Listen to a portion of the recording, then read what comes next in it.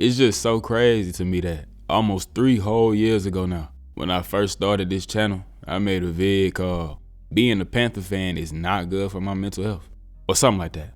And it genuinely still applies for probably a lot of the same reasons it did at the time. I don't know how I feel about this platoon. Are they garbage?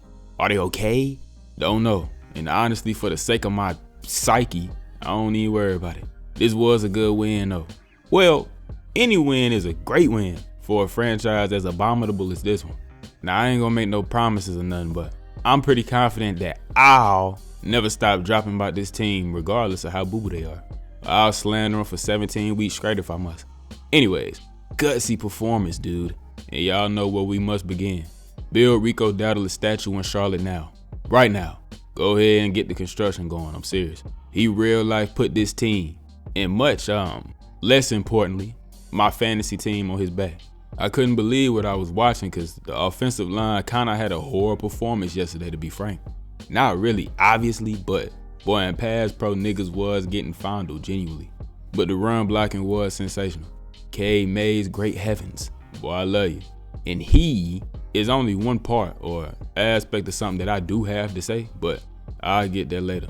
The receivers got to get their love on the blocking front too. They was out there holding it down. You can't have such a great rushing performance without everybody on the field doing their job. There truly aren't enough words to describe what Rico did for this team and this city.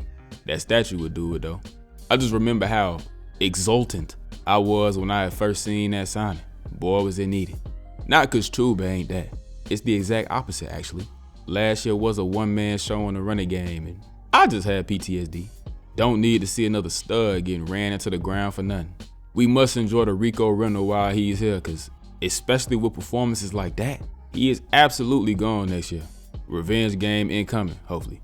I next want to shift my focus to Bryce Young cause he himself perfectly embodies all the inconsistencies of the entire team. The masterclass from Sir Dowdle changed the title and whole topic of this video because it was gonna be called Bryce Young Sucks, but he sure is mentally tough. Listen, bro, the talent is there. We all knowing that, but oh my God, it's like the nigga is obligated to do something idiotic before getting to work. Is this organization horrid? Yes. Do they seem to somehow hold a lot of players back? Yes. There's an uncomfortable amount of examples for that. But at the same time, the doo-doo-ness of a lot of those players cannot be excused. Yesterday, Bryce literally dropped the ball and threw an unnecessary interception.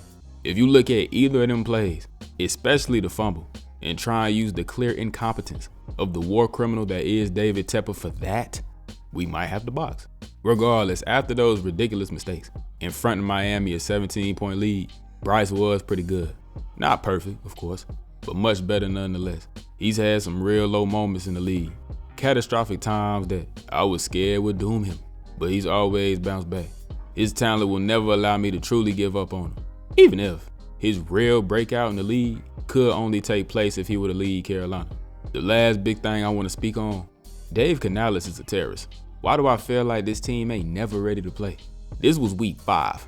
You over a quarter into the season, still starting games like it's the preseason.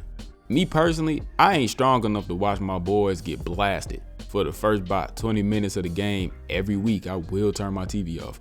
Also too, the city been needing to see these youngins out in the field more. Get well soon, Austin, and everything. You never ever wish injury on nobody. But that nigga was horrid. And K. Mays has been quite the opposite. I don't care about no veteran leadership.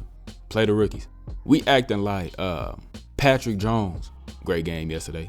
DJ Wanham, Tommy Tremble, Hunter Renfrow in 2025, and others are a reason that the Rooks can't get significant playing time. Speaking of, good segue, I've been trying to tell folks Jimmy Horn needed his burn.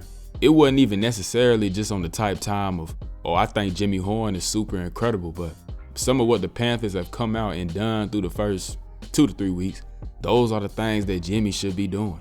What you draft him for? Why do I see Hunter Renfrow running go balls or clear routes with any kind of consistency? Or you want to run jet sweeps or throw little bubbles? I think Jimmy can do that. Ain't have no crazy game or nothing, but was sure to make his presence felt with a clutch grab late. Keep giving him his PT, please. No diss for this last one, but I was ecstatic to see Corey Thornton finally get some PT, and boy did he perform. which will lead to shouting out the defense as a whole. They were getting torched early, but that was because they was on the field literally for almost 18 minutes straight. The run defense was stout throughout though, and once the offense could sustain some drives, the defense was quite good. That interior is gross. Oh, is it nice to have DB back? And, I give credit where it's due. Trevin Wallace and Christian Rose, boom. Great game, fellas. Them boys was seeing it and flying around that field. That's what the team need from y'all boys. Almost forgot about XL. Boy, I about shared me one off that tud, I ain't gonna lie. I was happy for my dog.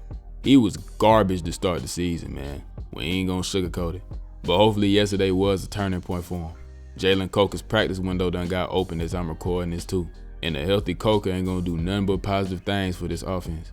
The start of this game was rough, but them boys stayed the course and fought back. No Chuba, no problem.